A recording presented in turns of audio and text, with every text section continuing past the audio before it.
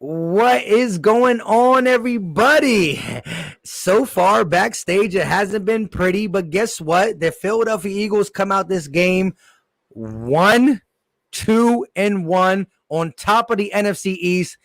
Are we proud of the way we played when you look at the whole game? No. Carson Wentz still made some bad decisions, made some good decisions. The best decisions I saw from Carson was with his feet. I still think the offense kind of gets predictable at times. We were stuck. Remember, we scored a touchdown early, second, or late in the first. I can't exactly remember. I'm going to go more with early in the second. And then we got 0 points time and time again. And they end up scoring 14 unanswered points to beat us 14-8.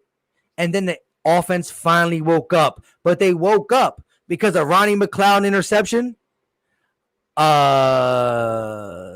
defensive lineman, I forgot the guy who did it, fumble, and then an Alex Singletary pick six. So the offense still played unexplainable because let me say this. The 49ers had all their skill players minus Jimmy G, and Gate will tell you how important Jimmy G will be in a second, but Kittle, Debo, Bourne, Ayuk, Juszczyk, the running game was there. What they were missing was the defense. So I was still kind of down that the Eagles offense, even with Fulgham, Ward, and Burnett and Ertz, couldn't make a move on a defense that's missing everybody. 3 D linemen, 3 secondary players, so still no excuse. It equals it out. We couldn't move the ball. But guess what? We came in here saying just win, and we just won. So I'll take that. Go ahead, guys. Go ahead, Gates. I'll let you go. I'll let you go. Yeah. All right. So, look, an important victory to get off of us. Look, at one point, we were playing 4 backup offensive linemen because Lane Johnson left the game. Correct. I think there's a lot of work to do for this football team offensively just because of the amount of injuries we've suffered. Like, we've definitely struggled to move the football. But let's be honest. It's not like San Francisco is a pathetic defense. Like, it's a good defense that we had to match up with in desperation mode to pull that win off to take the lead in the NFC East. It was nice to see Fulgham get out there and make that big catch for the touchdown. That looked like 2 guys that have been playing together for years on the timing. Shout out to Gate, real quick. Shout out to Gate, because listen, I just got to say this. This man, Gate City Sports Channel, my guy right here I'm pointing at, put a video about him. I saw the video. I said, wow, the Eagles playing 3 hours. You put a video out here? And it was about TF. He got a new nickname. We call him the Friday night, whatever. But shout out to Gate for that. Go ahead and talk about that. So, look, Fulgham coming in, made a really, really important reception for a touchdown down the sideline. I mean, we really needed that. That was a beauty of a pass by Carson. I think it's up there. I think that's right up there with one of the top 2 or 3 throws he's made this season so far. Probably the biggest of importance, obviously. I thought the biggest thing that happened tonight is that while things weren't pretty for the Eagles, I thought we really struggled offensively. And there were times where, let's be real, I thought TJ Edwards was quietly having a good game until he went down with an injury. But I was getting a little concerned still with Gary being out of assignment, giving up reception after reception to the tight ends. We got a problem with our linebackers on tight ends. Fact. With that said, the important thing is when things aren't ideal, when things aren't right, you got to find a way to win the football game. We found a way. Fact. We found a way. And let's be real. It's not like San Francisco was like, we can afford to lose this game because they're trying to keep pace with the Seahawks. So now they just fall. I think they just fell 2 games behind Seattle. There was Niners fans in it. I mean, there was Rams fan there like, go Eagles, go Eagles, go Eagles. Mm-hmm. So, I mean, look, a lot of scary stuff coming up with the defenses we're going to be facing. But I will say this. I was pleasantly surprised by Jordan Mailata. I mean, yeah, he jumped off sides on a really boneheaded, like 3rd and 1. But, yeah, if you told me that he was going to be that consistent, I would have taken it. Like, I thought Mailata held his own. I don't think he was, I don't think he was spectacular or great, but He looked like a guy that he was the least of our concerns along the offensive line. So, I mean, I thought Pryor played well. Herbig looked okay to me. I mean, I do get concerned about the push on the running game sometimes, but in terms of pass protection, I thought we held up. I mean, we rolled the pocket. We moved the pocket a little more this game. I'd like to see us be a little more active with rolling the pocket. I do think that Doug has a tendency to revert right back into pocket passing, and that I think that gets us in trouble sometimes. But you know what? We moved the pocket. We let Wentz play a little bit more to his strengths. And you know what happened? We won the turnover battle. That's huge. Big deal. Go ahead, Reese. I'll let you go, man. Hey, man. They did what I asked. Do's and don'ts. Wait. Show me that Wentz smile. Hey, man, listen. It's coming. It's coming. Let me get to some things, man. Do's and don'ts. I ask you, do win the game. Don't lose the game. Don't tie. That's all I ask. Now look at us. We are number one in the NFC East. I know that might not mean a lot to a lot of people, but it means a lot to me. I seen my team go through adversity after adversity. I see my team lose player after player, players in and out, main players. Lane Johnson, Darius Slay, in and out. Dudes was stepping up, man. Shout out to Strat, Crevion LeBlanc. He played a good game. You know what I mean? I said, I didn't say bench him, but I say I wanted Sweat to get more snaps than Brandon Graham. Shout out to him. Shout out to him. He was all over the field. Fletcher Cox, I don't know if he's healthy. I don't know what's going on. But I'm just here for the positive right now. We'll get into some negatives in a minute, right? Shout out to Derek Barnett. This is what we drafted you in the first round for. To be disruptive, to get at the quarterback, to stop the run, to do all these things. I see all the Nathan Gary things, man. Trust me.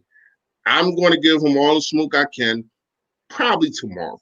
But today, I'm here to celebrate a win, y'all. We got a dub. Finally, we got a dub. Well, in a pregame, that's all I was asking for. A dub. Carson Wentz poured out a dub. Now, I want to see all the haters. I want to see all the critics bring up Jalen Hurts and all that kind of stuff. You think Jalen Hurts would have poured out that dub? Because we understand we was going against a backup quarterback. We wasn't really going against a backup defense other than a couple cornerbacks. But you got to look at who he's throwing the football to. They shut down Zach Ertz. That was their main source to shut down Zach Ertz and to shut down Miles Sanders, and they did that. Usually, if you do that with a depleted team like this, you're going to lose. But no. We prevailed. Shout out to Singletary, man. I think he needs to play more than Alexander. They talking to him right now on the post game. They talking about Agos Singletary. Let's go. Yeah. Shout out to him, man. You know, it wasn't just that play though. I seen him all over the field. I seen him making plays. You know what I mean? Now I understand, and this is what people gonna say. Oh, you went up against a backup quarterback. That same backup quarterback, they had us a 7-point underdog. So I ain't trying to hear none of that from them. 8.5. What I seen, it was 7 points. So it moved up to 8.5. That's how bad they disrespected us. All right, 8.5. So 8.5, whatever. I don't give a damn. You gave us underdogs with a backup quarterback. So at the end of the day, I ain't trying to hear none of that bullcrap. I ain't trying to hear, y'all should have won. No, obviously we shouldn't have. Everybody had his pick to lose. Now that we pull out a dub, I ain't trying to hear none of that from nobody. We on top of the NFC East. We got a big game. We got a big game coming up next week, and I like the momentum. And I like what I've seen from Carson Wentz. Now, here's what I can say bad real fast, and I'm gonna get out your way. Doug Peterson still don't get it. Doug Peterson still wants to make him a pocket passer. And I mean, he made some good plays in the pocket. But he was getting like Jordan Mailata. I'm not going to say he got manhandled. I'm not going to say he didn't play a good game, but at times when you ask him to block for 7 seconds upright, he really can't do that. And you should know that. You should know your players.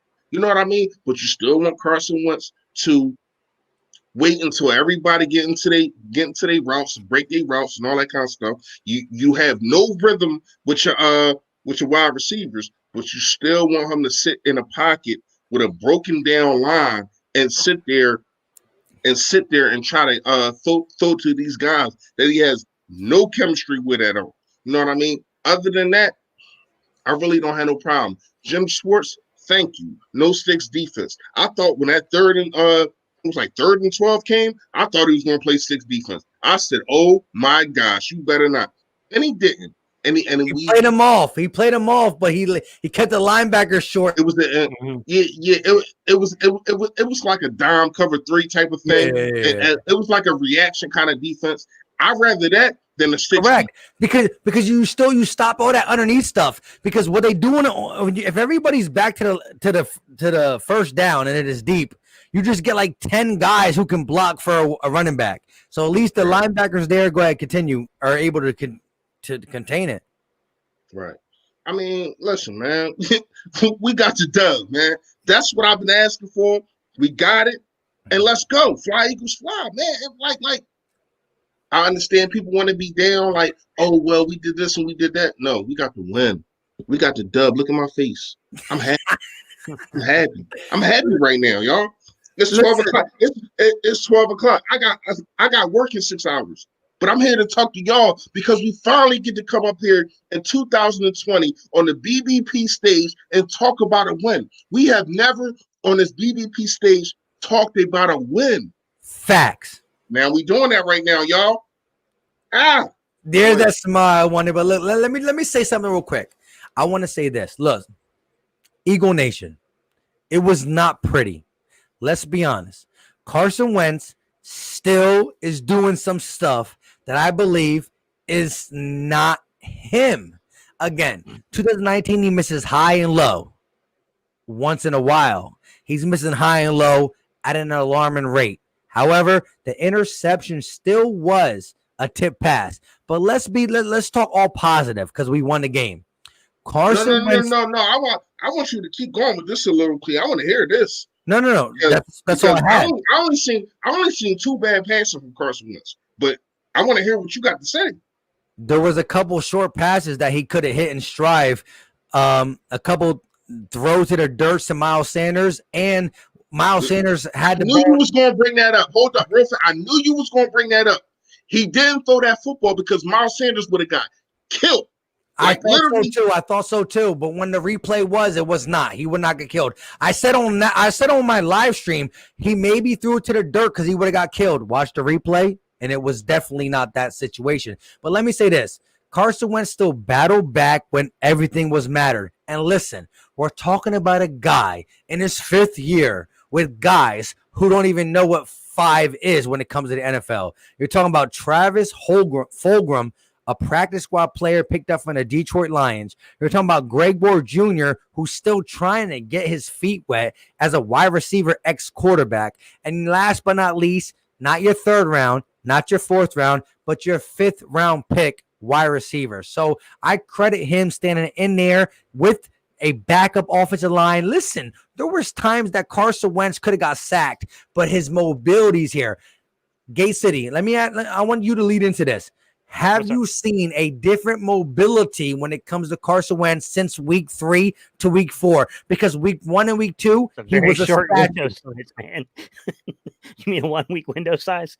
Do you mean do I thought he looked a little more athletic today? Basically, week 1 and 2, week 2, he was a statue, and week 3 and 4, they're moving him. They're doing design runs. They're using him as a feet quarterback. Go ahead. Yeah, I mean, I thought he did a pretty good job of picking his poison and when to run. I thought he had a pretty good feel today. I don't know that he has. Yeah, read that. Sorry, I was supposed to do that from the gate. Philly Notion coming in with the super chat was good, my guy. He said, "Yes, sir. 1 win at a time, first place. Let's go. We on top. Let's keep this momentum, fellas." Appreciate you, Notion. Look, the way I look at it is this: he's making pretty sound decisions on when to leave the pocket and when to run. There was one play, man, where he really threw a dime downfield after extending the play way too long, to where I was honestly screaming at my television, Jesus, throw the ball away. And he hit Boston Scott down the field, and I was like, oh. But that was the penalty play, right? That was the penalty, the defensive holding or something, right? Yeah, it was. I will say this: there was one play. The only play that I saw off the look. I don't like to judge these things so I can see the all 22, but there was one play I thought I saw on the TV angles and views to where somebody streaked down on a seam route wide open and he missed it, and he threw to an underneath route. And the ball wasn't a bad place ball on the underneath route, but he definitely like either Doug didn't scheme. Like I said, guys, I got to see the all 22 to know the progressions and stuff like that. Either Doug didn't scheme that well or Carson missed it. But there was one opportunity I saw where probably would have been a touchdown if he saw it. Other than that, though, man, it's kind of hard to pick on Carson when he played the way he played, man. I mean, that ball to Fulgham that's about as good as you can place a football.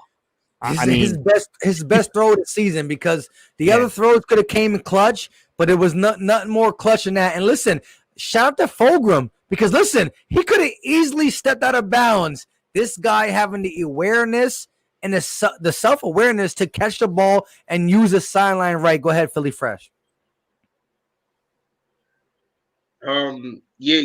That pass to Fulgham definitely was, but I will put that in contesting with the pass. I want to say it was either Hightower or Greg Ward that got called back.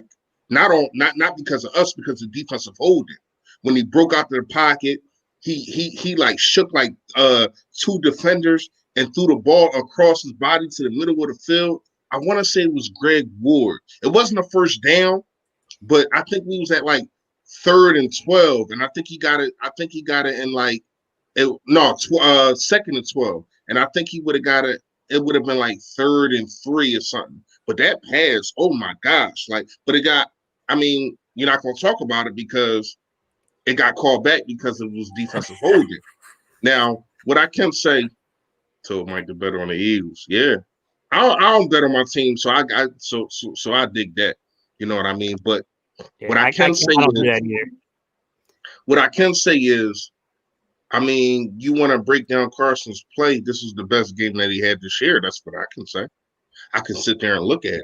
I can sit there and tell you, like, with his feet, you look at the numbers and you say, oh well, Carson only had a buck something passing and all that. He got busy. He knew. It just seemed like even last week, it was like a red light in his head saying, you know what, we need to get this dub. I'm going to do everything that I can to make sure that we get this dub. And unfortunately, we didn't get the dub last week. We got a tie, but that tie put us in first place right now. As crazy as it sounds. Now, here's what I can say. I'm not going to lie. I don't know how y'all thought at the time about the first touchdown. When they went for 2, I was grinding Doug up. You know what I mean? Too. Like, I was grinding Doug. Like, why? Like, what is the point? Like, I don't even understand what you're thinking. But it was starting to seem like it was about to come down to that 2 point. And I'm sitting there, I'm texting. I'm in the group chat. I'm talking to Charles. I'm talking to Murph. Y'all wasn't in there. I'm talking to Notion. I'm like, yo, it seemed like this is before the pick 6. I'm like, it seemed like that decision is going to be the defining moment. Yeah. So I'm like, damn, like maybe I was wrong. You know what I mean? But now that I look at it, I still don't like him going for 2. I understand that he converted, but what was the point of that? You know what I mean? Hey, look, I'm doing my live stream, right? So we're like this. Yeah. Carson Wentz, he calls his own number. Let's go for the touchdown. I'm like, let's get this 7-0. I'm over here reading chats, right? I'm not looking at TV. I'm like this. And I'm like this. I'm watching. I'm like, they're going for it. I'm like, what? I look over. I'm like, what? And I'm like, why? Why now? But he got it, so it was good. Listen, at the end of the day, we all know when you take that big boy decision, whether it be go for it on a 4th down that you shouldn't really, or a 2-point conversion, if you get it, all is forgiven. If you don't get it, then we revisit this situation and say you made a mistake. But listen, I can say this: I wouldn't have done it. But listen, it turned to a W. So at the end of the day, the next time Dougie P goes for something that I don't agree with, I'm gonna have to give him the benefit of the doubt. Mm-hmm. So the one thing I will say about the receiver play, which is, we've had a revolving door since the season started. Did you see that stat? Did you see that stat? I've got to give Aaron Moorhead a ton of credit. If you watch, I think it was a third or a fourth down conversion play where they ran it was like a pick or it might even been a switch route. I have to go back and watch the all 22 on it, but it was Fulgham and it was Hightower, and man, it was executed perfectly. That thing was executed to a T. Yeah, they brought that up. Yeah, they you talking about the pick? You talking about the pick play, right? Yeah. Yeah. I mean, like that's such a big difference. You would have thought that they were playing for years with each other. Yeah, I like that. But I want to ask y'all this, and I want to ask the chat also. When we got the ball with, I want to say it was like a minute and 20 seconds left. That play calling was trash to me. Like that third down when you just had Carson. What was Carson supposed to be doing with the football on that third down before we punted and gave them the football? And like with like a minute and like he just took a sack. Like it seemed like Doug wants to be aggressive in the beginning of the game, but then when the game's on the line, he just turns into, oh well, we'll take the tie or whatever the case may be. I didn't like that play call. I'm not even gonna lie to y'all. Like I didn't. Not only did I didn't like it, I didn't understand it. Like if you just, I'd rather you just run the ball and you punt. But then to get your quarterback hit and get your quarterback in a situation to where as though he can probably get hurt at the end of the game, like you don't do that. Like they pause. They swallow. Hey, wait, give her another birthday shout out, and let's just say how big this was, because we all saw in the pregame. Give her that respect. Happy cake day to you. Hey, the Eagles came through for you. I don't know if they knew it was your birthday, but we need your birthday every Sunday. I want you to come on BBP every Sunday and say it's my birthday, y'all. Like seriously. Shout out to Katie, aka Nina, for a happy, great birthday, and it finished off with not only our first win, but also the win that for some reason propelled us into first place. Like, I don't understand it still, but it is what it is. And that's another thing, real fast. Shout out to Murph. Like that last series, no Miles Sanders. Like, was he hurt? Like, I don't understand that. You got Corey Clement and Boston Scott in.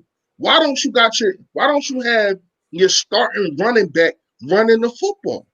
Why do you if Boston Scott or Corey Clement fumble that football, we looking at Doug in a whole new aspect. But I'm still looking at him in a whole new aspect because you put these guys, first of all, they cold.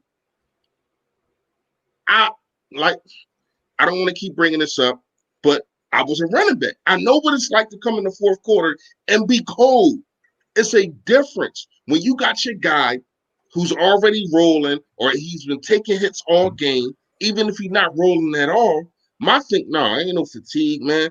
Miles Sanders already came on the radio and said he ain't fatigued. I ain't trying to hear that. I don't know why Doug keep doing that to Miles, man. But anyway, if you already been taking hits all game, you already been in the groove of the game. You already know this offensive line, how they're blocking because the offensive line been in and out. These guys ain't been running behind this offensive line against this defense. So you gotta, if you look at how Miles Sanders was running the football, even though it really wasn't effective as much as we wanted, you seen that he knew kind of what holes to pick because he knew who was stronger. He knew who was going to get him a little leeway, and he can lean in. I seen Miles Sanders, no lie. I didn't see Miles Sanders not one time go backwards. I seen him being able to lean forward. It might be 3 yards on first down, but that's still a positive play. The reason that I'm saying that is because you see, if you bring it, we done seen it. We seen it against Dallas last year when we won. When they brought the guy in for Zeke Elliott at the end of the game, and he ended up fumbling. You can't do that. You got to bring in your guy. You got to bring in your guy at the end of the game in situations like that. You bring in Boston Scott and Corey Clement. I don't understand that, man. What you think about that? I don't know why they do certain. I don't know why they make certain decisions. Fresh, it makes no sense to me either. I understand if you're trying to preserve somebody in a big win, and you know what I'm saying, you just don't want to expose them to injury. But that wasn't the circumstance of the game. You know what I mean? Like you could have really used a conversion or two there to kill that clock. They're weird about stuff, Fresh. I don't know why they make certain personnel decisions that they do. Kara, first time in a long time we've seen you here, Kara. I'm sorry to hear about your dad, though. Wait, what Sean, happened? he got COVID. Oh damn, Karen! Shout out to you, but damn, I hope your dad is all right. I ain't know that. Mm-hmm. Sean, what's good, man? He said, Gate City, did Carson look better tonight? I thought he did. I think for the majority of the game, I thought he looked a lot better because I thought Doug played a little more to what makes Carson better. He was moving the pocket more. He was letting Carson kind of take off and run a little bit more. I thought he looked a little better. I mean, it wasn't a perfect game. Jersey but Boy brought up the super chat too. Yeah, let's be real. It's going to be hard to be it's going to be hard to be a perfect game when you have that many weapons missing. So, I mean, look, when we get Alshon back, I think you're going to see way more consistency on the from the offense, especially if we can start returning, 2 receivers. Man, it's going to make a tremendous difference for us. Jersey Boy, what's good, man? We appreciate the super chat, Mike. You want to read it?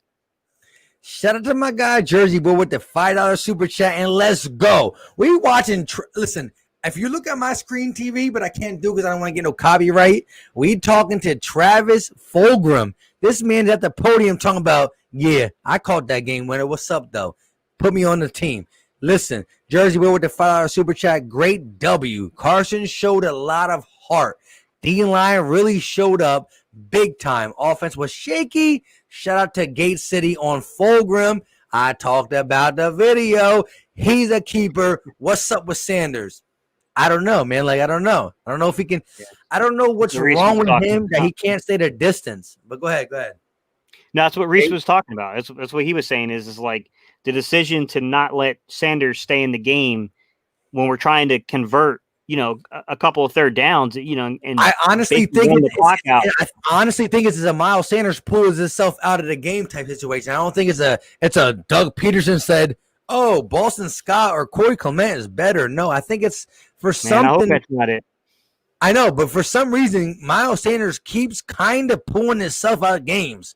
And this is an undiscovered topic that we got to talk about. Because listen, Doug Peterson didn't want to throw his man under the bus. So he said one of the reasons why he abandoned the run was they didn't say why you abandoned the run. They said, why'd you stop giving the ball to Miles Sanders? He was hot. And Doug said, last podium was like, he was dealing with something. Yeah. And we talked about it in pregame. The gambling hippie. I'll make a confession. Although I made it a whole entire video on Fulgham and I was tracking all that stuff and I was talking about that in my video.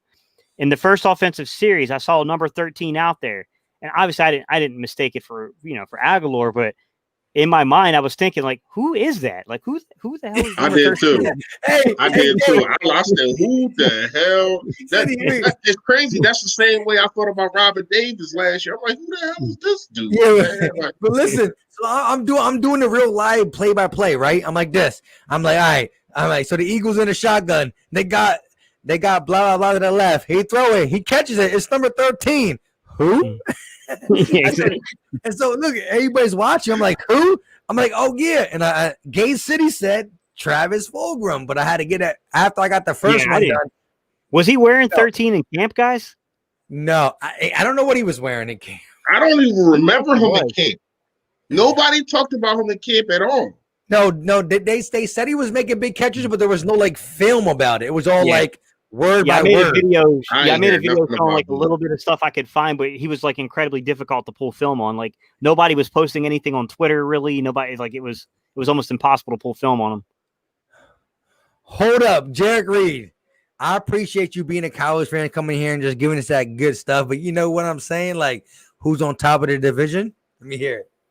I got to. Hey, shout out to my guy, Jared Reed. He's one of them guys who just be nonchalant, not that crap talker. So I'm not trying to rub it in his face. But at the end of the day, the first win takes us the first place. You couldn't ask for this in a storybook. It's crazy. It's still disgusting in the sense of the whole NFL. But look, my first goal as an Eagle fan is to be better than 3 teams: the Giants, the Cowboys, and the Washington football team. After that, we make the playoffs, and then we talk. Hey, if it only takes 8 games to win this division, well, I'll take it still. I still want to be better than them 3 teams. I'll shout Mike out for a second here. Mike does do live streams. He's been doing play-by-play for the games, actually. So if you go to the Philly Talk podcast, he actually does do it. I personally don't do it because it would get demonetized in like the first 30 seconds because I can't compose myself to do play-by-play. I just can't. I've been talking on a microphone. I've been talking on the microphone since 7 o'clock. So let me give it to my guy, Philly Fresh down low, who came on with none but smiles. He got a little bit serious now, but talk more why we should be smiling as Philadelphia Eagle fans. I mean, you seen your quarterback get put in a very, very bad situation. You seen your quarterback get basically from the media just get drilled. You seen nothing but hate through talk radio, sports talk radio, WIP, the Fanatic. You seen everybody except us. You know what I mean? And I'm pretty sure a lot of y'all in the chat that was picking the 49ers. I would never pick another team other than my team. I don't care. You know what I mean? I feel as though it's any given Sunday. You know what I mean? Shout out to Jamie Foxx and LL Cool J. Any given Sunday.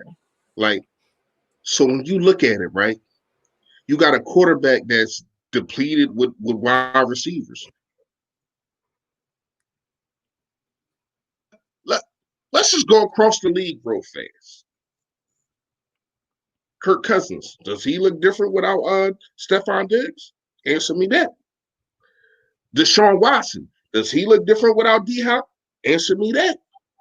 So you look across the whole league, right? And you got dudes that everybody wants to talk about Carson Wentz. I seen overthrows all today. But everybody wants to talk about Carson Wentz. Nobody gave him, I ain't gonna say nobody, but it was limited people that gave him respect of what he did last week. He basically did the same thing this week, except for throwing that touchdown. You know what I mean? But he put the team on his back when everything was falling apart. I'm talking about you had defense. If you really break down tape, we want to talk about some of the throws that he missed. How about we talk about the offensive line was just not good? I mean, shout out to, you know what I mean, Jordan Mailata and stuff like that. Held it down for what we thought. I thought he was gonna be barbecue chicken the whole game. I ain't gonna lie to you. I was scared. But he held it down. But you seen some plays. Lane Johnson was getting beat. You just seen the he had no room in the pocket to move some plays. It's like he can't even throw the ball away. Because if he does, then it's intentional ground. So you might as well just take the sack. The interception, I don't know what he was doing right there. I don't know what was going on. I gotta really see that play again. But I thought as though other than the interception and a couple other plays, we seen Carson Wentz really coming into his own. And I think now that he finally got a W under his belt, you see these young kids, you see how they adapt to Carson. You see how they there. You know what I mean? Same thing that we seen last year. So I'm really thinking things are going to look up. You got Pittsburgh next week. They're coming off of a bye week. You know what I mean? But we got Pittsburgh next week. So we're going to see. You know what I mean? But I like what I seen overall. There's some things that you can dissect. You can pick at. But when you look at it, man, we got the dub, and that's what we wanted, right? Yeah. Facts. Hang on. There's some guys in here that are chiming in that I'm pretty sure you're not Eagle fans, judging by your comments, saying that we're going to catch L's against the Steelers and Ravens. Let me ask you a question about the Steelers, and I'm not discrediting them. Look, you play the games that are before you, and you play to win. Who have they beaten, guys? Are you kidding me? The Giants? Really? The Texans, how many games have they won this year? Denver. This is for you anyways. Denver So catch its first victory on Thursday against Same the thing Jets. with the 49ers. It's the same thing with the 49ers. Who has the 49ers beat? Don't worry, I'll wait. Yeah. Nobody. But, Mediocre teams. Well, hey. not even mediocre teams, really. When you're done roasting the people who just can constantly come in here and hate on us, but guess what? I love it. If you're up at 12:34 and you just hating on people, well, then you better check your life. But listen, go ahead. That's for you, my guy. What's up, BMO? Careful. He said, bro, Slay arm looked bad last game, and then he almost dislocated his knee tonight, but he's still balling. But we got dudes on IR because of a toe and other BS. Look, man, Darius Slay has been the absolute best free agent acquisition we made. No, hands down. And you remember, there were dudes freaking out in camp because he got beat a couple times in practice. We talking about not the game. Practice. Practice? We talking about practice. Hey, Gabe, let me. Can I ask y'all a question? I'll let you finish. Because I texted the real quick. I gotta say this. What? Bro. The two things I saw Darius Slay go out for had me almost in baby tears. What I'm trying to say is this: when the guy pulled his arm like this, it was bad. I said he kind of dislocated his arm. He's done. Dude came back in the same game. And then, again, shout out to Brandon Ayuk, 2020's guy.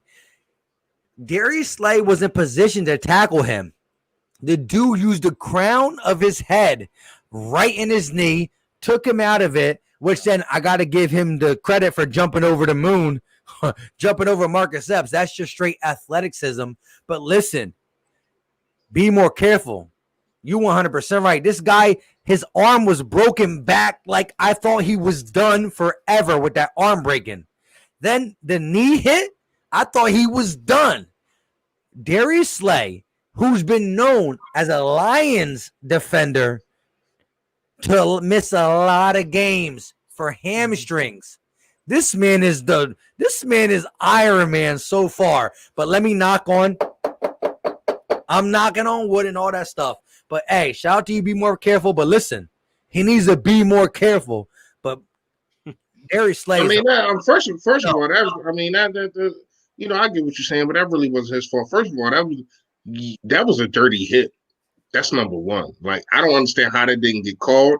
I don't understand how that touchdown when he led with the crown of his helmet didn't get called. I don't understand how Brandon Graham taxed the official with 40 seconds left in the game, and he just hurt.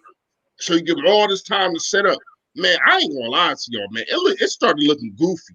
I'm like, yo, ref, Brandon Graham he barely touched you, and now you hurt. You sitting on the ground. Like, come on, man, don't do that. But real fast, Travis said they only practiced that play, Herman Carson, one time in practice, and it was perfect in practice, and it was perfect today. John Clark just tweeted that John real fast, just so y'all know. Oh, snap. Hey, more power to them, man, because they look like they did that 100 times, bro, before the game, man. It was, man, that was a dime thrown in there, man.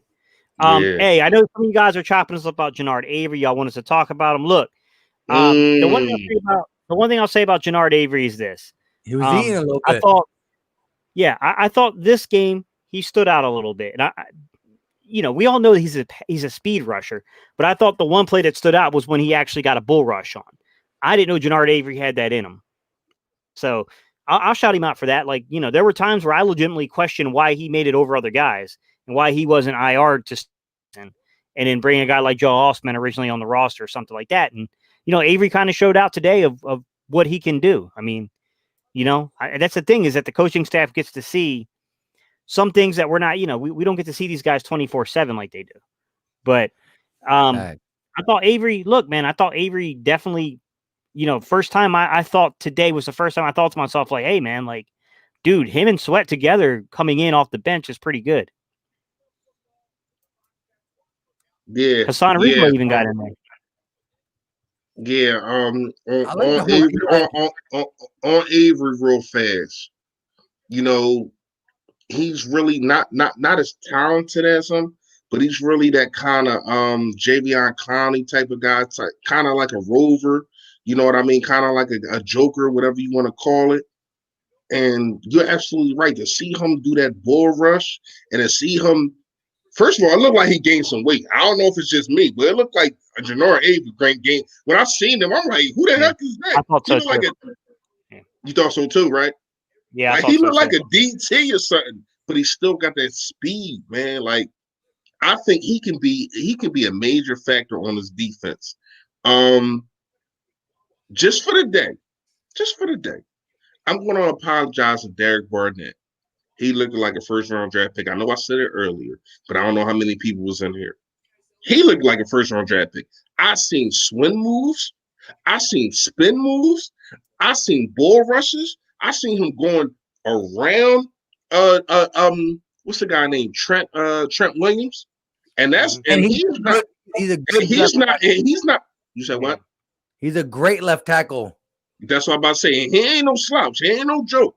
He was giving him the business, man. He So did. shout out to Derek Barnett. I need to see that every week, But man. Sweat was the one who beat him on that sack fumble, or was, I don't know. It was a big play. Sweat legitly just beat Trent Williams. But I tell you, I've been telling y'all all off season about this dude. Yeah, listen, Philly Fresh got at least one or two videos solely dedicated to say why Josh Sweat will step up this year. So if you type in Josh Sweat, I think you only see not me, not Gay Sleepy. Man, I ain't the only one. Listen, we never had a video that tagged his name in it. But if you type in Josh Sweat on YouTube, you will see this man right here. Yeah, listen, the athleticism of this dude and the speed, and I just think he's like he can be the complete defensive end. He's not there yet, but the physique of him, and once I seen him actually play, I'm like, this dude got it all. Now you got to coach some things he need to be coached on. You know what I mean? But I just think he has it all. And years to come, we're going to have to pay this man. We're probably going to have to pay this man like $80 million. Like, seriously. He got it like that, y'all. But go ahead. 80? Yeah. So Jalen said, happy about the win, but still have a lot of issues that need to be addressed that are non-injury related. Yeah, Jalen, we kind of touched on that earlier about talking about Jalen, where you been, my guy? I ain't seen him in a minute. My bad. I just ain't seen him. No, you're good. No, like we all kind of said that earlier when we first came on. You can ask these two guys. I'm probably a little more pessimistic about the win than these two guys are. We were talking backstage. Hold on. I just want to let you guys know. Look, and you too, because Gate, I know we are differently, but listen, I'm not saying sound the alarms. The Philadelphia Eagles are back. Sound the alarms. For the no, listen, we have a lot of work to do. This was a disgusting win. First of all, I spent 7 o'clock talking about how we can win. Then I spent from 8 to now on the whole game and watching the game with the guys who watched me in the play-by-play. Shout out to you guys, and who didn't. Listen to my words. We played. Listen, I was almost losing my voice. They slurred. I'm almost losing my voice. The game was, listen, it came down to this. The defense saved us time and time again. Carson Wentz is not the only problem on offense. The problem on offense is, where is the offense? Who's going to get it for you? Until Carson Wentz dropped back and threw a pass to Travis Fulgham, where was the offense? It was Greg Ward for 6, Zach Ertz for 8, Greg Ward for 6, John Hightower for 5, Greg Ward for 3, Miles Sanders for 6. We are the definition of dink and super dunk. We I took mean, our shots very limited. We allowed our defense to play. Listen, the defense won this game. Interception, fumble, interception. When Yeah. Mullins Defense turned balled it, out. I get what you're saying, but at the same time, like Carson Wentz managed the game. I wasn't even gonna say about Carson Wentz. That's not what I was gonna say. Carson Wentz managed the game. He did not make the dumb turnover. He kept the game in reach with his play. Also, I will say he was spectacular with his feet. He was spectacular with his feet, and he kept the game in reach with his arm. But the defense, remind you, we lost to the Washington football team. Why? 2 interceptions for the Eagles, 0 for the Washington football team. We lost to the Bengals because 2 interceptions for the Eagles, 0 for the Bengals. Will Carson Wentz start the game early with an interception? And from that point forward, Carson Wentz managed the game, and the defense got 2 interceptions, 1 for a pick six, and a fumble recovery when we needed it the most. The defense definitely won the game for us. There's no doubt about it. But guess what? I think Reese said it. I think Reese said it backstage to me when you went off to go put your jersey and stuff on and get ready. But I think Reese and I were talking backstage, and I think it was Reese who said it to me. He was like, I'm worried about this game, but at the same time, I know the Eagles do respond in these moments. And he was right. They responded. But because I kind of brought up more the defense. Definitely. You cannot look at this game anyways or saying that the defense did not put us in every situation to win the game. If we lost this game, it would not have been on a defense because the defense got 3 turnovers for the offense and we still only put up 25 points. That's still kind of bad. We're not arguing that we're not arguing that the turnovers didn't play. But my thing is why you about to break your arm to pat them on the back. It's like we deserve this. This is what you should have did because you had no turnovers before this game. So you should have did this. My thing about what you were saying about where's the explosive plays, 6 yards and dinking and dacking and whatever the case may be is. It's hard to do that when you got a makeshift offensive line, number one. You got new receivers every single day, not week. Every single day is some new receivers coming in and out. Not a shot on Carson. It's a shot on our offense in total. I'm not saying that you're talking about Carson. I said that before I even started talking, bro. I'm not saying that you're talking about Carson. I'm talking about play call. I'm talking about the things that. Well, first of all, sometimes Doug just feels as though whoever's in there, we're gonna run the same plays.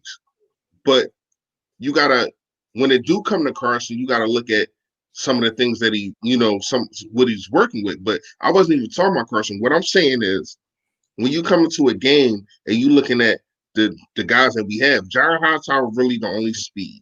You know what I mean? And they probably, when you look at the defense, I gotta go to the all-22. And I want to see exactly how the defense was responding to the offense. Because if you don't have, this is what they did to us last year. If you don't have no speed downfield, they just want to make sure everything is in front of them. And then we just go get the football. I've seen some bad play calling. I've seen some screens to Boston Scott. I've seen some end arounds that shouldn't have been called. You know what I mean? When you got linebackers like they have, like we should have, I think that we do. But they're sitting on linebackers' names. What? What's the linebackers' names that we should have? That ain't my team. I don't give a damn what their linebackers' names is. Let me say this though for the people real quick. Listen, you asking me that for? Let me say this though. If you were in my stream, I defended Carson while saying the passes were bad that he did. Listen, Carson called his own number for our only touchdown. Carson did this. Carson did that. I defended Carson. But I'm not going to sit here and tell you that Carson turned the table because I still seen some stuff that he has to clean up, that I understand he has a limited cast. I understand that. He had that last year, 4 weeks in a row against an offense who can put up 40 points. Can't win games when they need to, a la against the Eagles and a la against the Browns. But listen, if you watch that game and think that Carson Wentz is automatically back, no. What he brought back is mobility. And we got lucky, not lucky. We made do because of his mobility. We really didn't make do from his arm. We made do from his mobility. And then in clutch times, Carson came out and delivered. And so at the end of the day, I was on the stream saying, should I take the Slay jersey off? Should I put the Carson jersey on? Because Carson is going to bring this home for us. So for people who think I hate Carson, no. I love Carson a little bit too much. Go ahead. Y'all can go ahead and do your thing. Look, my perspective on Carson is until I can really see the all 22, it's really hard to judge it. I mean, like I said, I saw a couple things here and there, nothing major. Like even the interception, the ball was, his arm was hit as he was releasing the ball. It was a decision. It was a decision worth thing. He should have just took the sack there. That's where he should have took the sack. Yeah. But I mean, come on, man. Like that's easy to say when you're like, you know what I'm saying, when we're sitting home watching. It's a lot harder when you're in the game. You know what I mean? Correct. I will say, like I said, man, I'm more concerned about what do we do with getting some rhythm and getting some like actual consistency out of this offense, which I think is what Reese was getting to, which is the reason we weren't seeing those explosive plays is because of the lack of personnel around Carson right now. And we did hit a couple. I mean, Fulgham, that was a huge play. Hightower had a really big 4th down conversion. Like we had a few, but I get what you're saying, Mike. There was a lot of dump offs that didn't go anywhere. A lot of 2-3-yard bootlegs. Hey, how can we make this offense just move the ball more? Because after the first time we scored a touchdown, we really didn't move the ball at all. We had one drive where we moved it, where Jason Kelce snapped the ball like 17 yards back and Carson had to go get that. But besides the touchdown and that thing, the offense stayed stagnant and the defense had to keep digging us out. How can we make the offense with the personnel work? I'm going to be honest. I know some people are really patting Doug Peterson on the back right now. I'm not too willing to give him a big pat on his back right now, personally. I feel like there are times he's definitely scheming things open and Carson's missing it, and I've pointed out in film. But I think even Reese would agree, because I think we've definitely talked about this off camera a few times. There's also, like, it seems like these D coordinators kind of have a feel for Doug Peterson now. Like, they know his system, and he just hasn't stayed ahead of the curve enough to innovate it enough to keep it fresh. And I thought tonight, moving the pocket and stuff like that, I thought was a good start to things. But, I don't know, man. I'm still, look, I like the fact we came out of this with a victory because it keeps us alive, man. It's another week that we get to fight this through. You know what I mean? But at the same time, we do need to find momentum here. We do need, you know what I'm saying? Like, we do need to have some answers. And I think getting some guys back like Alshon Jeffrey and stuff like that is going to go a long way. I think Quez Watkins has a possibility of being back next week too. Getting Will Parks back on defense is only going to make us better. Like, let's go. He's going to be a lurker. Watch when he starts lurking. But go ahead, Philly Fresh. Give me something. Give me something. I mean, Gates hit it on the head. Like, when we start getting dudes back, I think it's going to be more of a problem. It's going to be a problem for other teams. Quez Watkins is somebody that I want to see on this field so bad. I want to see what he got. And then when you finally get Rhaegar back, Rhaegar is a dog. I'm sorry, y'all. Like, what I seen from him in only 2 games, and I seen him even when Carson Wentz put him in a predicament to where as though he got lit up, and him get right up twice. He's a dog. You see the speed, you see the 50-yard reception. You know what I mean? I think he was the right pick. A lot of people want to talk about Brandon Ayuk, and they want to talk about Justin Jefferson and all that kind. I think this dude, he's just not healthy right now. But I think this dude is the right pick. And I seen somebody, somebody asked me to talk about I can't find that this chat jumping. Shout out to all of y'all in here, man. Seriously. But somebody asked me to talk, huh? 279 people watching on the respective channels. Again, we're still live on 3 channels. Shout out to y'all, man. On 3 channels, but listen, you're watching it, right? So listen, you like what I say? Whoever's on my channel must like it. Whoever's on his channel likes that, and whoever's on his channel likes that. But listen, you got the Philly Talk podcast. Check them out. You got the Gate City Sports channel. Check him out. And down low is Philly Fresh. Check them out. All I'm asking, listen, it's W. We haven't been able to talk about a W, but listen, this week there's going to be more positivity than y'all seen in a month, because in the last month we were trash. So check all the channels out you can get. Gate City Sports Channel, Philly Fresh, Philly Talk Podcast. Search them up after this. And before you do that, you're watching it, 291 in the channel, smash the like button. Wherever you're watching it, smash the like button. It's simple, it's easy, it's cheap, and guess what? First place in NFCs. Jared, let me ask you a question. Jared, let me ask you a question, my guy. So you say that we must have watched a different game from you because Doug called a great game from your perspective. May I remind you, it was 8 points in the first half. And by the way, San Francisco, like I said, San Francisco, you can't sleep on their defense. It's better than what people give it credit for. But let's be real. We were facing their backup secondary. Who's on their defense, though? No Nick Bosa, no Sullivan Thomas, no D4. Listen. There's a thing called a front four. You got a front four, and I'm taking 3 of your front 4 away. But so I can say the same thing about our offense, though. Correct. What I'm saying, correct. But listen, the defense on the line. This is the best line in the game when it's healthy. Sullivan, Thomas, D Ford, Nick Bosa, no. Now let's go back to the second half, right? Richard Sherman, nope. Weatherspoon, nope. Mosley, nope. So what I'm saying is the Eagles had opportunities in the secondary and exactly. Listen, first of all, if this was the 49ers D-line against Nate Herbig, Matt Pryor, Jordan Mailata, and Jack Driscoll and Jason Kelsey, well, night, you know the end of that. We would have been hurt, but it wasn't. Yeah.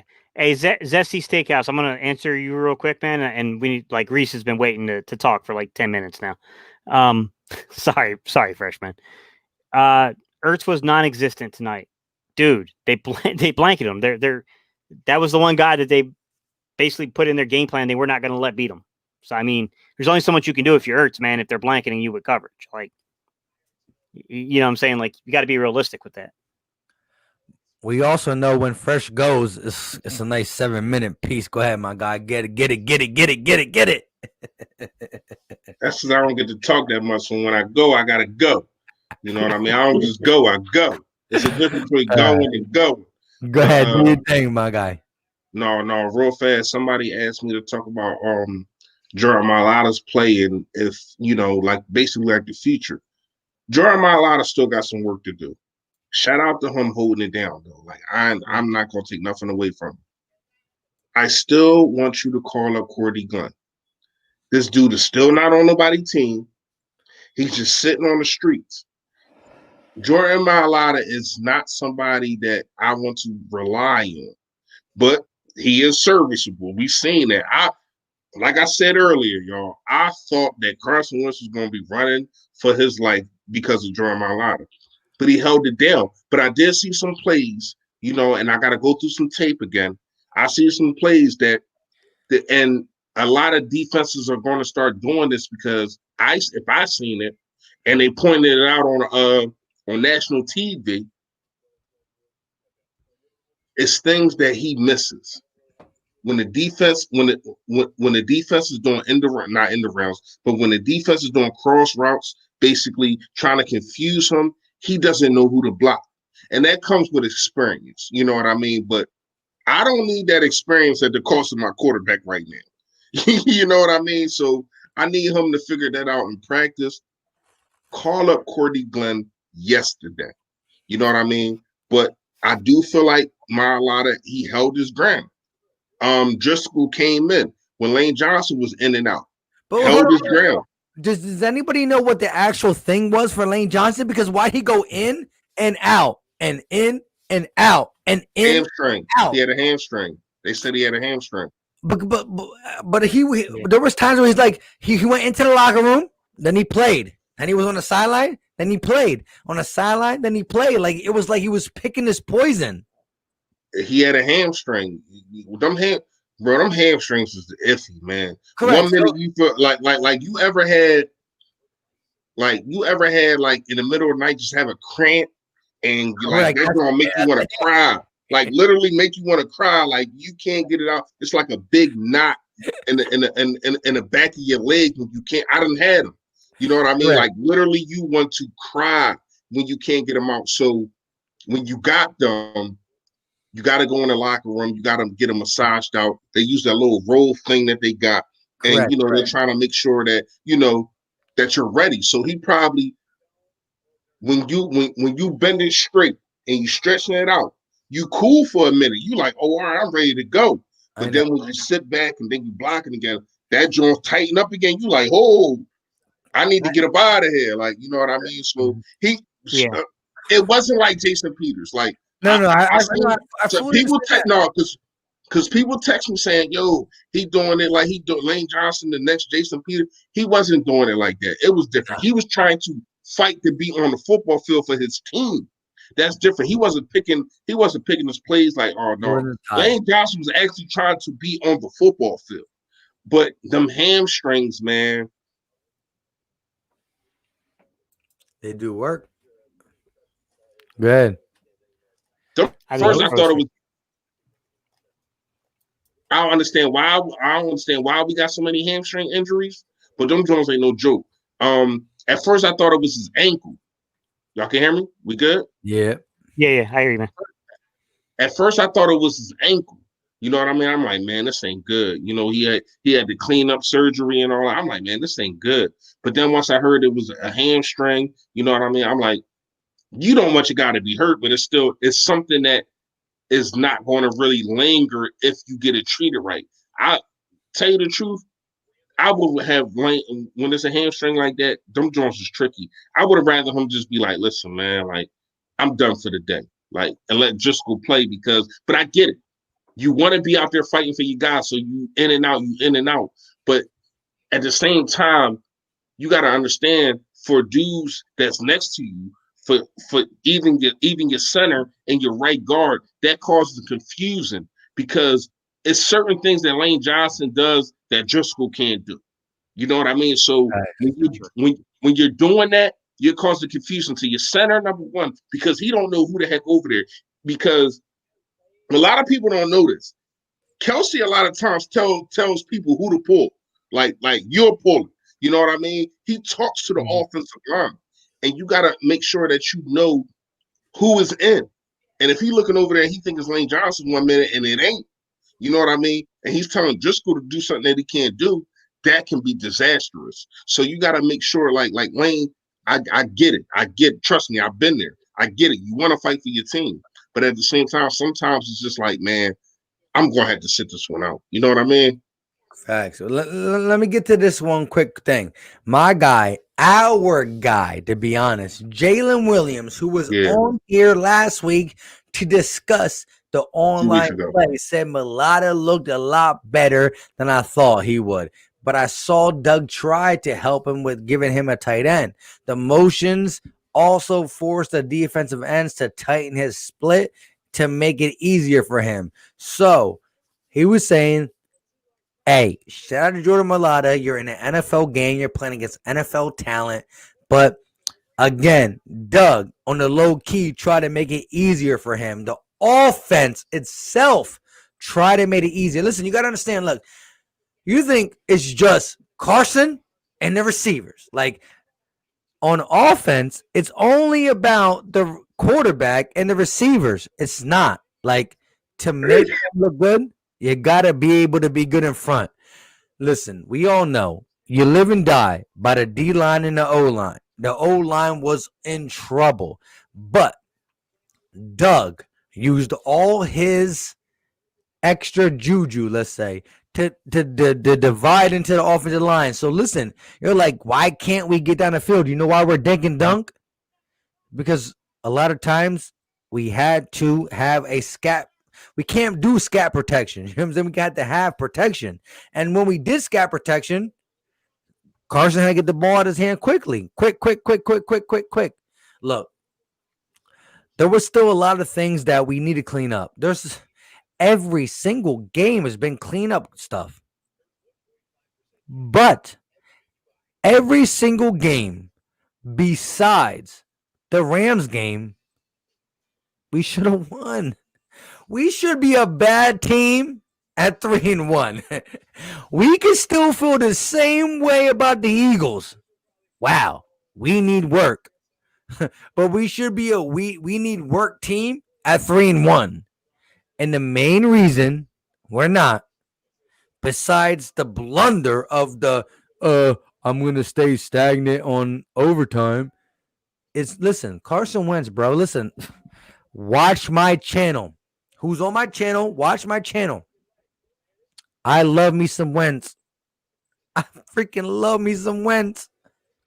He's not going to get benched, but he's the main reason we don't got another win on our record. That's true. That's true. If somebody can look me in my eye and tell me that he's not one of the main reasons why we don't got another win on our thing, and forget the Rams game. We got beaten all facets. But the Bengals, the blunder by Doug was still big because still Carson still tried to put us in a chance to win with the holding call and everything. It still comes down to, like, bro, stop turning the ball over. We won a turnover battle. We won the game. 1-3. The other game, 2-0, 2-0, 2-0. One of them was 3-0. I just was quiet for you guys. Go ahead, Gate. And Mike, you got a super chat at 104, man. Sorry, I didn't even look. It's all good, man. Shout out to my guy, the black guy from Wii Sports. We just smacking all balls around. I appreciate you, my guy. Black Lives Matter. Like, listen, on the real though, it's not me just being funny or nothing. Like, for real though, it is a true thing. Like, learn about it, talk about it, be about it. All right? Where do you see that at? Where do you see Black Lives Matter? It's not. I just feel like saying it. Practice squad receivers over J.J. Arcega-Whiteside. Definitely. Look. We already saw that a guy who's right there just made a video today about Travis Fulgham. He made a video saying why he has an opportunity to be the Eagles' X. Right? Travis Fulgham has been quiet all game. And the game-winning touchdown comes from who? Not J.J. Arcega-Whiteside. Look, Greg Ward Jr. beat J.J. Arcega-Whiteside in 6 games to his 16 games, right? I'm not trying to really crap on J.J., but it's easy to do it. Hey, bring up Jay Triller real fast. Man. All right, real quick. I just read that too, Reese. Like, shout out to you, black guy. Lacking perspective, dude. Listen, you're right. Deontay Burnett got yards. Greg Ward Jr. is a master in the offense while being a practice squad quarterback / receiver. JJ. Yo, his route running is good, yo. Disgusting. Who? No, JJ Whiteside's leash is getting disgusting. But yeah, I'm surprised. Yo. The slant with the faking it out. I like that from an ex-quarterback. You talking about Greg Ward, right? You talking about that? Yo, his route running has been getting better, man. Hold on. Okay. Go ahead. Yo, that's funny. That's funny. 2020. Oh yeah, let me. Dak Prescott got 502 yards, 4 TDs, 1 interception. Wentz got 193, 2 touchdowns and 1 interception. Even in the loss of Dak outplays Wentz. You lost. So let me say this though. Listen. The Cowboys offense last year was the 10th best offense in NFL history. Let me repeat that.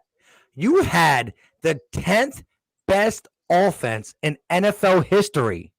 Bro, you're like, yeah, did you get to the NFC Championship? No. Bro, did we get to the playoffs? No.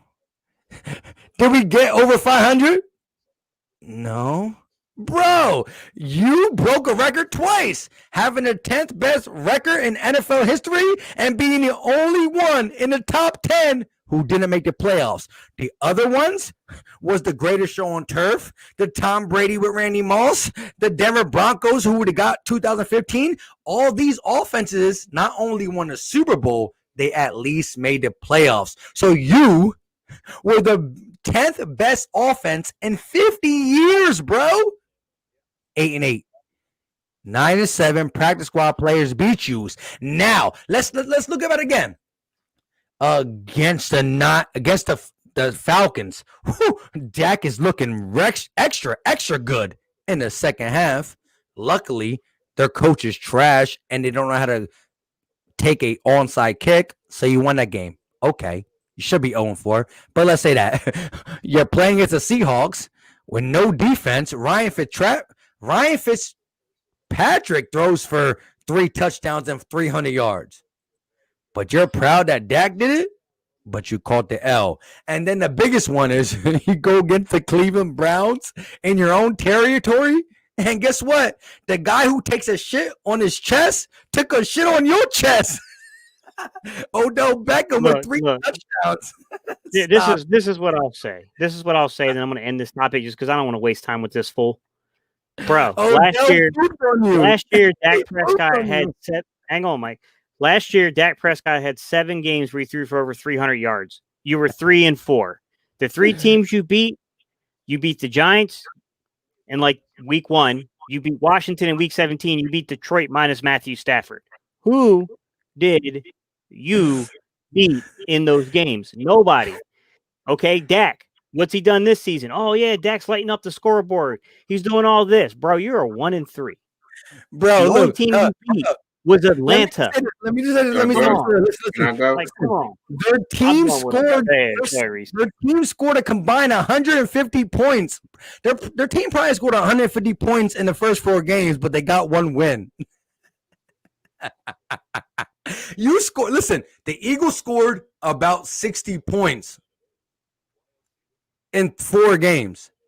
You scored 150 and were in first place. What's up, though? Like, listen, that's like the guy who punched me 10 times in my face, but I punched you 1 time. You knocked the fuck out. Let's go. All right. So listen. Hey, Mike, you get good. Yeah, I monetization is off here. I don't care about that anymore. Look, at the end of the day, the Eagles are in front of the NFC East. I'm sorry, guys. I know you were like, maybe I was trying to do it. Like, it don't matter. Look, he took me out my element.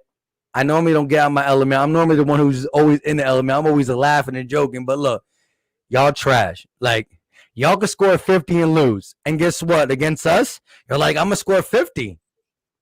Well, no, you're not. We're going to score 30.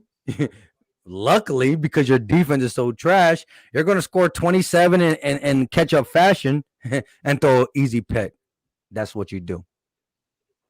Take your skull mask and get out of here. Listen, show your own fans some love, my guy. Like Cowboys fan talk, he's a cool dude. Go hit his channel up. Law Nation, go hit his channel up. Mark Holmes, go hit his channel up. Like, they can use the support right now, my guy. They don't need you over here. What are you doing? What are you doing? You want to come see the champs? I ain't mad at the game. I love you. Good night. I'll kiss you good night to bed. Just make sure you change your socks, my guy. Because I can smell it over here. Change your socks, my guy. You done on that little soliloquy that you just went on? Listen. If you come over here enough, stepdad, you got to kiss the baby to sleep no matter what. Listen, I don't want to tell my ex-wife that I don't like her son, but like, hey, you know what I'm saying? Go to sleep. Mike, chill, man. Your wife Hey, gonna kill hey, you. hey, Man. hey, hey, hey, hey, I was gonna get at Jay Trello, but Mike, you just He's went good. He's off. good. He's good. He's good. He's good. He's good. Yeah, I'm cool. I'm cool. Carlos Malona. I don't know what you seen today, but you're tripping. Did you see Nick Foles Yeah, today? we got that time where it's like we about to go do your thing and we gonna get off a little bit. Stop it. Stop. Come on, man. Stop it. Like, I don't know if you just came on here just so to make sure that, your comment got posted, but you can say other things. And we're going to bring them up, man. You know what I mean? But you're tripping. Now, what I want to ask y'all guys real fast is, Trash. are you more confident now with this win, or do you kind of feel the same way about this team? Basically, what I'm saying is, we still got 2 tough games coming up. We Gotta got be better. Pittsburgh. What? We gotta be better. We won the game, but I'm not happy about our performance. I mean, I'll say this, Fresh. Some of the guys leaving the game today was a little concerning, and I'm hoping it's not long-term injuries or anything like that. Lane Johnson's starting to worry me a little bit, the way he keeps coming in and out of the lineup. Look, we might get, the bright side is, like I said, though, we might end up getting some guys back. Getting Will Parks back on this defense is just going to help us out tremendously. We've definitely missed Will Parks. In addition we never to, had him. We never had him. but I mean, but I get what you're saying. Judging from the scheme and what they were planning to do, what I'm saying, in training camp coming in, like, it definitely, it definitely altered what we can do out there. Every time you see Marcus Epps, it would be Will Parks. And if you think Marcus Epps to Will Parks' athleticism is differently, you will see what Will Parks can possibly, do that extra next step that we need him to do. All right, real fast. I want to. What do you think, Reese? I mean, where are you at on? I mean, me personally, depends on who we get back, man. We get Alshon back, we got Quez back. I mean, if we start getting pieces back to put around Carson, it could get interesting. I was saying it earlier, but anyway, I was saying it earlier. I like the pieces that we supposed to be getting back, man. Like, I like Will Parks. You know what I mean? I feel as though Will Parks is going to be the Malcolm Jenkins type guy that we need. You know what I mean? That can play in the box, that can tackle. I'm not going to lie to y'all. The tackling in this game was horrible. I seen Duke Riley miss tackles. I seen Nathan Gary miss tackles. I ain't going to really say too many defensive linemen miss tackles, but they was getting blocked good on good screens and all that kind of stuff. But Jalen, I think Jalen Mills needs to stay where the hell he's at. I ain't gonna lie to you. Like, I don't think he's the safety. I think he needs to stay where he's at. And if he get barbecue chicken, then you can bring in somebody else. But Jalen Mills needs to stay where he's at. Can't wait till Will Parks. I think even though Kayvon had a couple blunders, Kayvon Wallace, it being his first game, I like what I seen from the kid. He was all over the field. But what I wanted to ask y'all real fast, and also the chat, is Slay. You don't really hear too much from Slay. And I think that that's a good thing. He's a soldier, man. Like, I feel as though he has been the best person on this defense this whole year. I know it's only been 4 games. It's only a quarter of a season. But when you look at what Slay has been doing, I can only count probably 1 or 2 catches on him today. You know what I mean? And it's not like they don't have good receivers. It's not like, all right, you want to talk about the quarterback, all right, cool. But even when you look at the tape, and I need to break it down some more, you already know how we get down.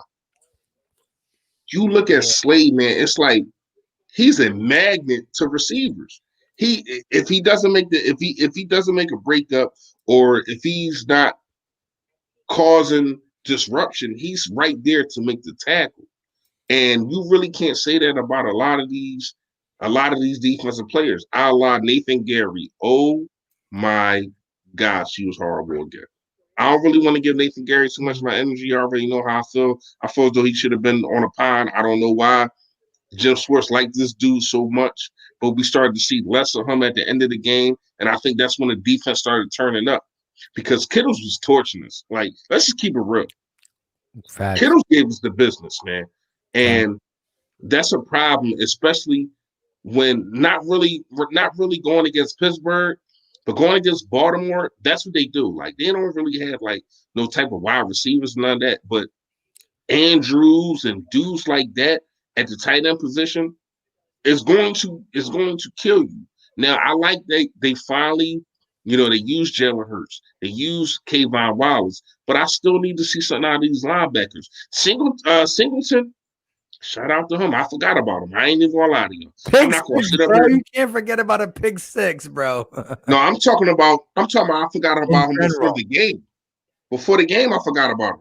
I forgot he was. I would have never thought that he would have got time in if you weren't playing the ultimate lineup that the Eagles got, which is TJ Edwards, Nathan Gary, and Duke Riley. I never would have thought they would have used Alex Singletary as the fourth guy to come in. But let's just say this. We cannot question that man. This man, as Fresh said, he showed up in different packages. And, bro, the pick 6, you cannot talk about Singletary. Right now, maybe, again, this is an overreaction, but maybe he should get more playing time, a la Nathan Gary. It's an overreaction because Alex Singletary has never been a guy who showed that on tape. But listen, pick 6, bro. I got to respect it. Go ahead, Gate. I know you're ready. Yeah, guys, I'm about ready to sign off, guys. I'm getting tired, man. Yeah, we all know. We all know. And I got work in the morning. The linebackers.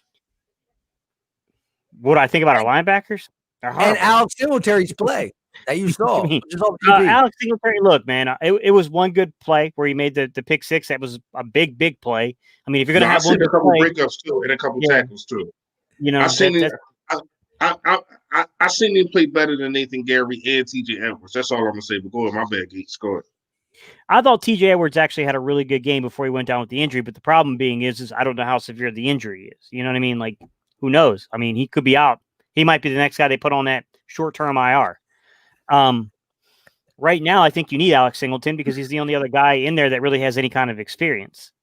I'd like to see the younger guys get more playing time. I'd like to see Sean Bradley get a chance. I'd like to see, Davion Taylor, who we spent a 3rd-round pick on, get some playing time. I think you got to mix it up more, man. I know they're young, and I know they're not going to know the system that well, but I mean, I'm not saying they can't get worse than what Nathan Gary's playing, but I mean, how much more worse is it really and honestly going to get?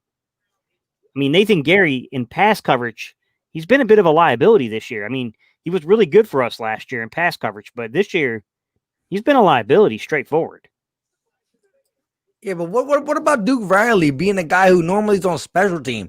So, like, as Jalen Williams just said, a guy who's on the special teams named Duke Riley was able to show more than Sean Bradley listen, okay, Sean Bradley is one thing, right? The 6th-round pick, blah, blah, blah, blah. Yeah. Listen, you invested a 3rd-round pick. The 3rd-round pick was the late 3rd, so you can say it's an early 4th, whatever. But you invested it on Davion Taylor. When you made that signing, you knew he was behind the 8 ball when it comes to just general reps. He didn't play much in high school. He ain't play much in college. So you saw what you see. There's talent there, but the guy is completely raw. But you made that decision for your 3rd-round pick. I'll say this, though, Mike. What do you learn more from? Watching film or reading the playbook or getting in the experience? You know what I'm saying? Exactly, Reese. Correct. Yeah. So I think the Eagles thought we have a shot to be good. But after we lost the Washington football game, after we lost against the Rams, and after we lost against the Bengals, I'm not telling the organization to give up, but change up. Like, that should have been your opportunity to put Davion Taylor in. Now he got 3 weeks in the system, whatever you're giving him. Like, feed him information to play. Because, listen, if we beat the Washington football team, if we beat the Rams, or say we lost to the Rams, if we're 2-1 going into this game, I understand you not playing Davion Taylor. 2-1. We got the playoffs to risk. Bro, we were 0-2-1. Play whoever you want. That's not named Nathan Gary. But look, I understand the thing of the mindset of we still winners. It's all good. But when it comes down to it, Davion Taylor, freakishly athletic, but the dude played, I think, 1 year of high school football and 2 years of college football? Gate, if I'm right or wrong? 2, yeah, he played 2. I think he was He played 1 year of high school, only I think 1 he was year of a high school. community college transfer in. So he played at like a junior college and then transferred into Colorado, I believe. So yeah, 2 years of D1. All right. That's why you see the freak athletic ability, but like putting it together in a football package just might not be there. But who knows with the Eagles coaching staff? We don't know at this point. Look, at the end of the day, we can talk about mismatches and all that for the week 5, but we got to remember one thing.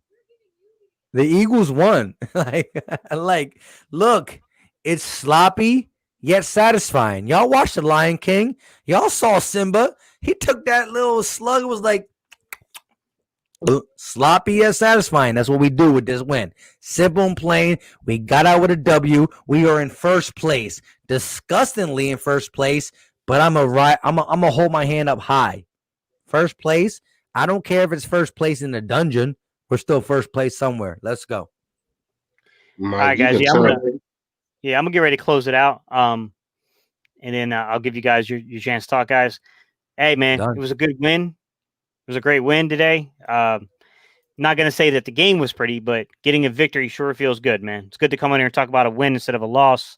But I want to kick it over to Reese for his final thoughts because he hasn't really got a lot of chance to talk tonight.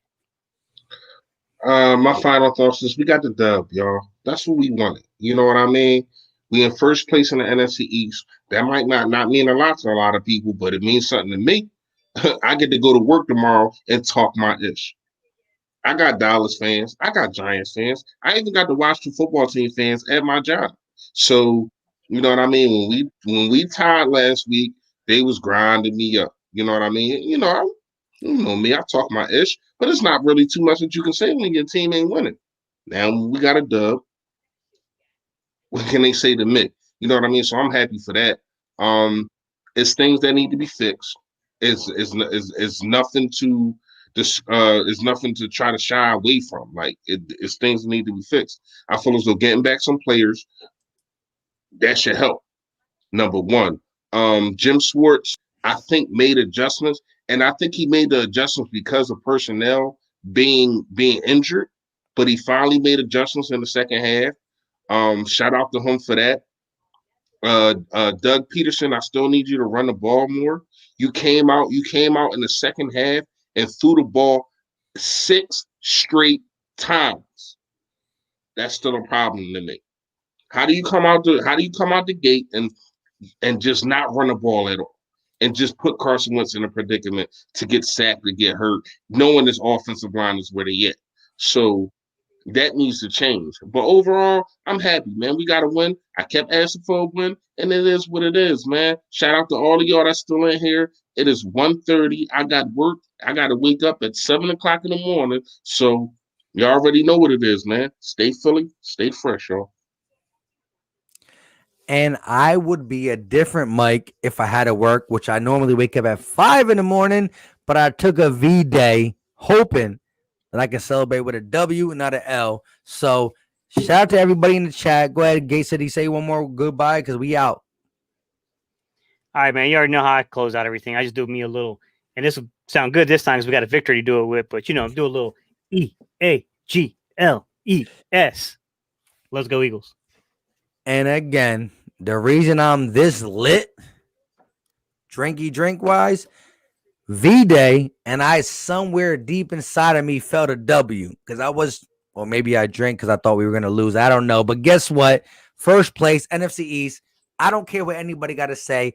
You know what time it is. You know how we end these things. Let's start with 1. NFC East division leading. You're like, that's the worst division in football. I'll take it, though.